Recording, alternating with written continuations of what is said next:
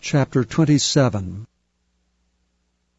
When the morning was come, all the chief priests and elders of the people took counsel against Jesus to put him to death. And when they had bound him, they led him away and delivered him to Pontius Pilate the governor. Then Judas, which had betrayed him, when he saw that he was condemned, repented himself, and brought again the 30 pieces of silver to the chief priests and elders, saying, I have sinned in that I have betrayed the innocent blood. And they said, What is that to us? See thou to that.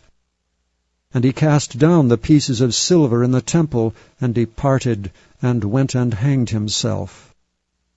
And the chief priests took the silver pieces, and said, It is not lawful for to put them into the treasury, because it is the price of blood. And they took counsel, and bought with them the potter's field, to bury strangers in. Wherefore that field was called the field of blood unto this day. Then was fulfilled that which was spoken by Jeremy the prophet, saying, And they took the 30 pieces of silver, the price of him that was valued, whom they of the children of Israel did value, and gave them for the potter's field, as the Lord appointed me. And Jesus stood before the governor, and the governor asked him, saying, Art thou the King of the Jews? And Jesus said unto him, Thou sayest. And when he was accused of the chief priests and elders, he answered nothing. Then said Pilate unto him, Hearest thou not how many things they witness against thee?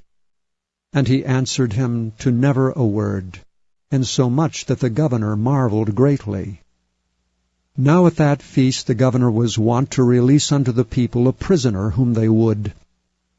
And they had then a notable prisoner called Barabbas. Therefore when they were gathered together, Pilate said unto them, Whom will ye that I release unto you, Barabbas, or Jesus, which is called Christ? For he knew that for envy they had delivered him.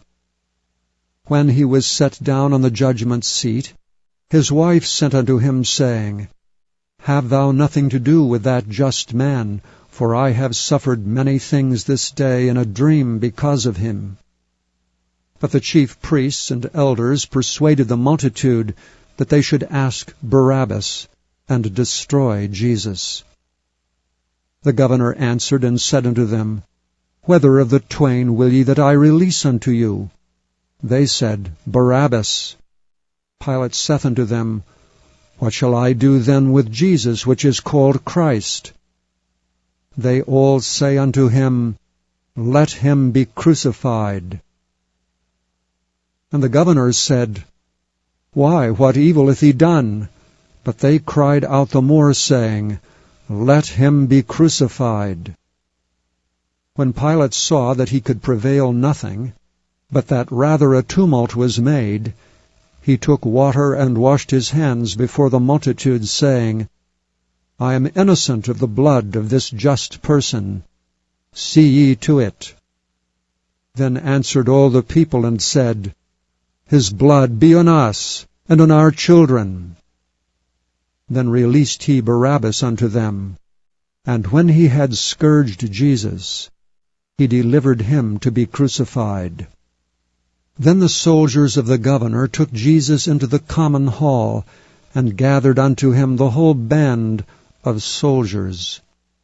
And they stripped him, and put on him a scarlet robe. And when they had platted a crown of thorns, they put it upon his head, and a reed in his hand. And they bowed the knee before him, and mocked him, saying, Hail, King of the Jews! And they spit upon him, and took the reed, and smote him on the head. And after that they had mocked him, they took the robe off from him, and put his own raiment on him, and led him away to crucify him. And as they came out, they found a man of Cyrene, Simon by name. Him they compelled to bear his cross. And when they were come unto a place called Golgotha, that is to say, a place of a skull, they gave him vinegar to drink mingled with gall, and when he had tasted thereof, he would not drink. And they crucified him, and parted his garments, casting lots, that it might be fulfilled which was spoken by the prophet, They parted my garments among them, and upon my vesture did they cast lots. And sitting down they watched him there, and set up over his head his accusation written, This is Jesus, the King of the Jews.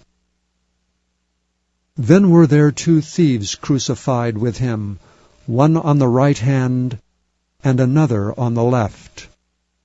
And they that passed by reviled him, wagging their heads and saying, Thou that destroyest the temple, and buildest it in 3 days, save thyself. If thou be the Son of God, come down from the cross. Likewise also the chief priests mocking him, with the scribes and elders said, He saved others, himself he cannot save. If he be the King of Israel, let him now come down from the cross, and we will believe him. He trusted in God. Let him deliver him now, if he will have him. For he said, I am the Son of God. The thieves also which were crucified with him cast the same in his teeth. Now from the 6th hour there was darkness over all the land unto the 9th hour. And about the 9th hour Jesus cried with a loud voice, saying, Eli, Eli, lama sabachthani, that is to say, my God, why hast thou forsaken me? Some of them that stood there, when they heard that, said, This man calleth for Elias. And straightway one of them ran, and took a sponge, and filled it with vinegar, and put it on a reed, and gave him to drink. The rest said, Let be. Let us see whether Elias will come to save him. Jesus, when he had cried again with a loud voice, yielded up the ghost. And behold, the veil of the temple was rent in twain from the top to the bottom. And the earth did quake, and the rocks rent, and the graves were opened, and many bodies of the saints which slept arose, and came out of the graves after his resurrection, and went into the holy city, and appeared unto many. Now when the centurion and they that were with him watching Jesus saw the earthquake and those things that were done, they feared greatly, saying, Truly this was the Son of God.